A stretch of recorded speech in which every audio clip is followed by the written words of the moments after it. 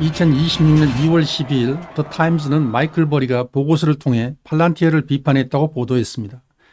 같은 날 인베스터피디아 역시 그가 팔란티어의 고평가 논란을 제기했다고 전했습니다. 그의 이런 주장은 주가에도 일정 부분 부정적인 영향을 미쳤습니다. 버리의 핵심 주장은 이것입니다. 팔란티어는 확장 가능한 순수 사스 기업이 아니다. 즉 자동으로 마진이 확대되는 소프트웨어 모델이 아니라 고객 맞춤형 엔지니어링과 현장 인력 투입에 크게 의존하는 구조라는 주장입니다. 결국 질문은 하나입니다.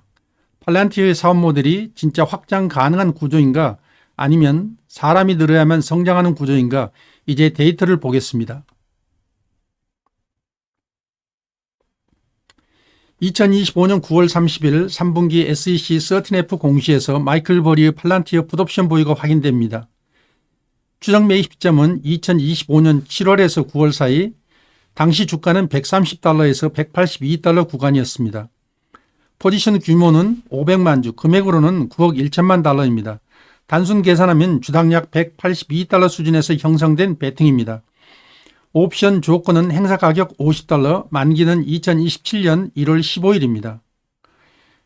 이건 단기 변동성에 베팅한 트레이드가 아닙니다. 시간을 길게 두고 구조적 하락 가능성에 베팅한 포지션입니다. 그는 말로만 비판한 것이 아니라 실제 자본을 투입해 방향성을 걸었습니다. 이제 핵심은 이것입니다. 이 베팅이 숫자와 일치하는가 아니면 데이터가 전혀 다른 이야기를 하고 있는가 다음 슬라이드에서 팔란티어의 실적을 확인하겠습니다.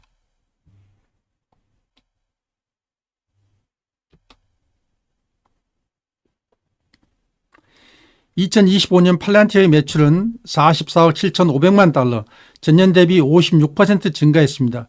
영업이익은 14억 1,400만 달러, 영업이익률은 32%입니다. 여기서 더 중요한 건 비용 구조입니다. 매출 대비 영업비용 비율은 2024년 69.4%에서 2025년에는 50.8%로 감소했습니다. 매출은 크게 늘었는데 비용은 거의 증가하지 않았습니다. 또 하나, 연구개발비와 일반 관리비는 전년과 큰 차이가 없습니다. 매출이 56% 늘었는데 비용이 같은 비율로 따라붙지 않았다는 의미입니다. 특히 매출 증가에 따른 인건비 비중의 급격한 확대도 보이지 않습니다. 이 구조가 인력 중심 회사의 모습인지 아니면 확장형 소프트웨어 모델의 모습인지 이제 판단해 볼 필요가 있습니다. 다음 슬라이드에서 인력 대비 실적을 보겠습니다. 2025년 1분기 매출은 8억 8천만 달러, 4분기에는 14억 달러를 넘어섭니다. 같은 기간 직원 수는 4,001명에서 4,429명으로 증가했습니다. 증가율은 약 10.7%입니다. 그런데 1인당 매출은 다릅니다. 1분기 약 22만 달러에서 4분기에는 31만 7천 달러로 올라갑니다. 약 44% 증가입니다. 인력은 10% 늘었는데 1인당 생산성은 40% 이상 개선된 겁니다. 만약 구조가 현장 인력 의존형이라면 매출 증가와 함께 직원 수도 비슷한 속도로 늘어나야 합니다. 하지만 실제 데이터는 인력 증가 속도보다 매출 성장 속도가 훨씬 빠릅니다. 이건 단순 인력 확장 모델이 아니라 운영 레버리지가 작동하는 구조에 가깝습니다. 이번에는 증가율을 보겠습니다. 2025년 분기별 매출 증가율은 1분기 6.8%에서 4분기 19.1%까지 확대됩니다. 성장 속도가 분기마다 가속되고 있습니다. 영업이익과 순이익 증가율은 더 강합니다. 분기별로 40에서 50% 수준을 유지합니다. 반면 같은 기간 직원 수 증가율은 0.4%에서 6% 수준입니다. 정리하면 이렇습니다. 인력 증가율은 한 자릿수, 매출 증가율은 두 자릿수, 이익 증가율은 40% 이상. 사람을 계속 늘려야 성장하는 모델이라면 이 숫자는 나오기 어렵습니다. 지금 보이는 것은 인력 확장이 아니라 수익성 레버리지 확대입니다.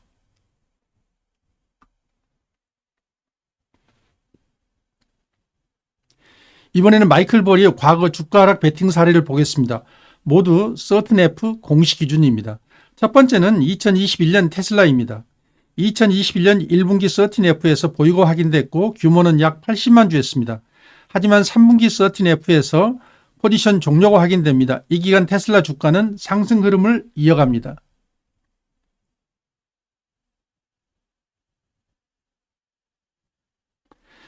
두 번째는 2023년 SOXX 블랙락이 운영하는 iShares 반도체 ETF입니다.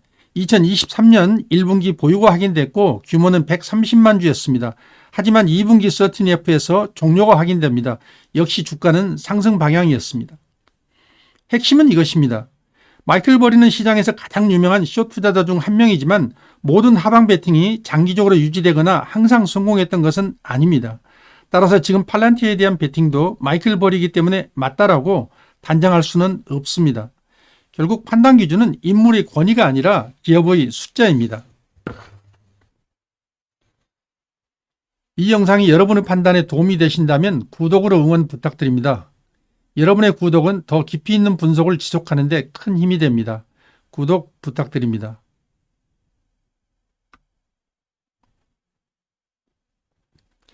이제 영업이익 흐름을 보겠습니다. 2025년 1분기 영업이익은 1억 7,600만 달러에서 4분기에는 5억 7,540만 달러로 확대됩니다. 단순 증가가 아닙니다. 4개 분기 연속 상승입니다. 매출이 늘었다고 해서 자동으로 이익이 이렇게 가파르게 늘어나는 건 아닙니다. 비용이 통제되고 고정비 레버리지가 작동해야 가능한 흐름입니다. 특히 분기별로 끊임없이 영업이익이 상승하고 있다는 점이 중요합니다. 이건 일시적 수주 효과가 아니라 구조적인 수익성 개선 흐름을 의미합니다. 이번에는 순이익입니다. 2025년 1분기 순이익은 2억 1,400만 달러였습니다. 4분기에는 6억 870만 달러로 증가합니다. 영업이익과 마찬가지로 4개 분기 연속 상승 흐름입니다. 여기서 중요한 건 매출 증가보다 순이익 증가폭이 더 크다는 점입니다. 이건 단순 외형 확장이 아니라 마진 구조가 강화되고 있다는 신호입니다. 매출이 늘어나면서 이익 체력이 함께 확대되고 있습니다. 만약 인력 중심의 맞춤형 서비스 모델이라면 이 정도 속도의 순이익 확대는 불가능할 것입니다.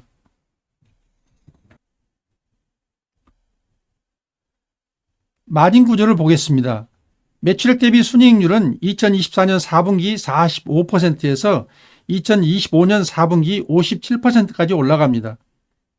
2025년 4개 분기 연속 개선 흐름입니다. 매출이 늘어나는 동시에 마진도 함께 확대되고 있습니다. 이건 비용이 매출과 같은 속도로 따라붙지 않았다는 의미입니다. 그리고 50% 중반대 순이익률은 단순 프로젝트 기반 서비스 모델에서 지속적으로 나오기 어려운 수치입니다. 지금 데이터가 보여주는 것은 인력 확장이 아니라 고마진 구조의 정착입니다.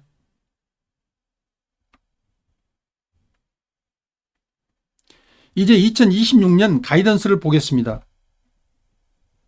회사는 2026년 매출을 71억 8천만 달러에서 71억 9천만 달러 사이로 제시했습니다.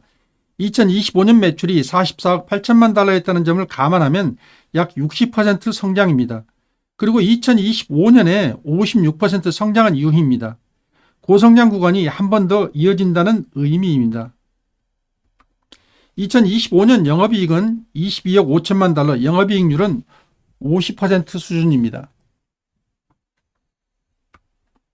2025년 말 기준 보유하고 있는 현금 및 현금성 자산은 72억 달러입니다.